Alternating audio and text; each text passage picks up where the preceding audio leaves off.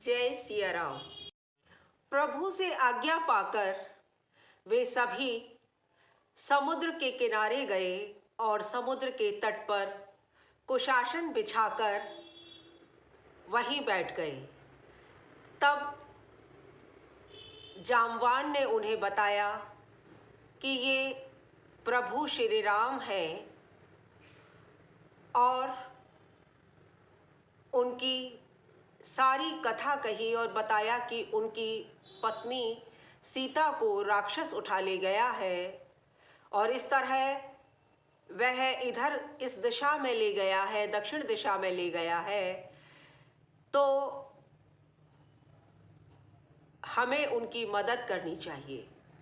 और इस बात को सुनकर अंगद ने कहा, मैं तो प्रभु का आभारी हूँ, उन्हीं के कारण मेरे प्राण बचे हैं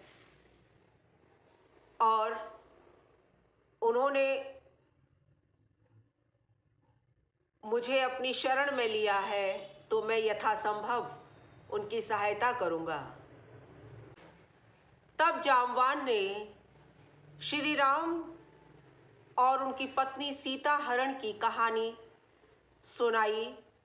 तो वहीं एक पहाड़ की खोह में छिपा हुआ गिद्ध बैठा था जिसका नाम संपाति था। वह इस सारी कथा को सुन रहा था। वह बाहर निकल कर आया और उसने कहा कि मुझे आपकी इस कथा से ज्ञात हुआ है कि मेरा भाई जटायु मारा जा चुका है, अतः मैं उसको जल का तर्पण देना चाहता हूँ।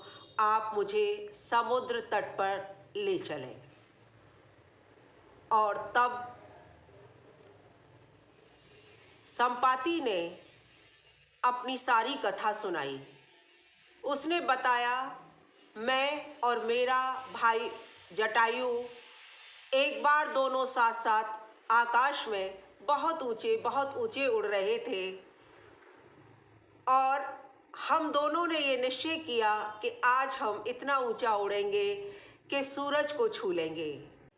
लेकिन जैसे ही हम सूर्य के निकट पहुंचने लगे तो उनके तीव्र ताप को न सह पाने के कारण मेरा भाई जटायु तो वापस लौट गया, लेकिन मैं अपनी जिद पर अड़ा रहा और उनके निकट जाने की कोशिश करता रहा। और इस कोशिश में सूर्य के ताप से मेरे पंख जल गए और मैं ज़मीन पर गिर गया।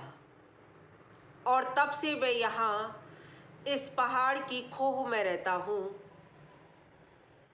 मैं उड़ नहीं सकता, लेकिन हाँ, आपकी इस पुनीत कार्य में कुछ मदद कर सकता हूँ। उन्होंने बताया कि गिद्ध की दृष्टि अपार होती है। आप नहीं देख सकते, लेकिन मैं देख सकता हूँ।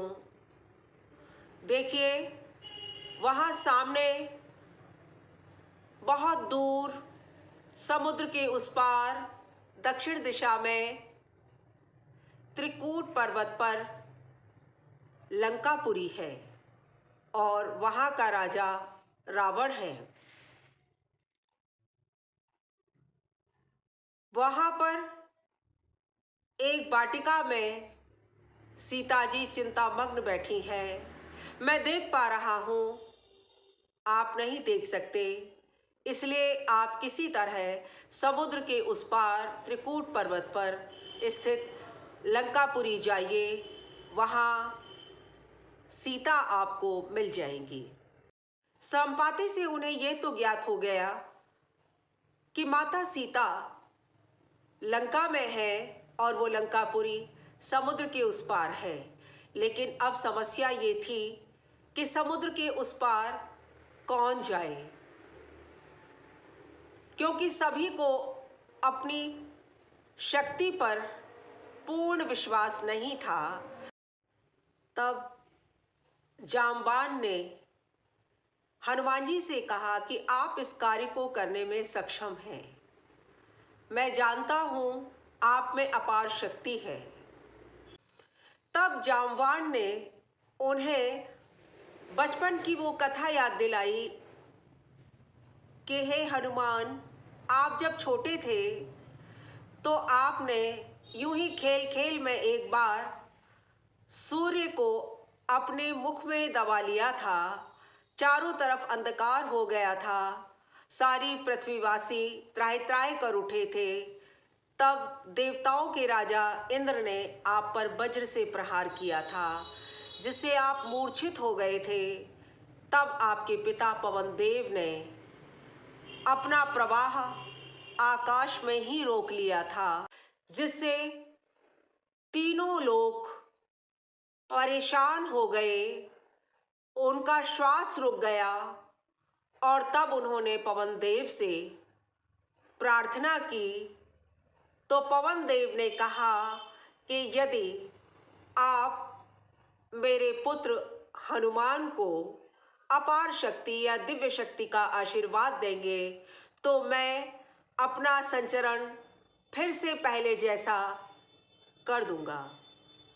और तब सभी देवताओं ने आपको अपार शक्ति का आशीर्वाद दिया था, लेकिन बचपन में ही आपने उस शक्ति के वशीभूत होकर एक बार एक ऋषि के साथ कुछ अपनी शक्ति का प्रदर्शन किया, जिससे उन ऋषि ने क्रुद्ध होकर आपको ये शाप दिया कि यद्यपि आप अपार शक्ति संपन्न हैं, लेकिन आप अपनी शक्तियों को भूल जाएंगे। और ऐसा ही हुआ।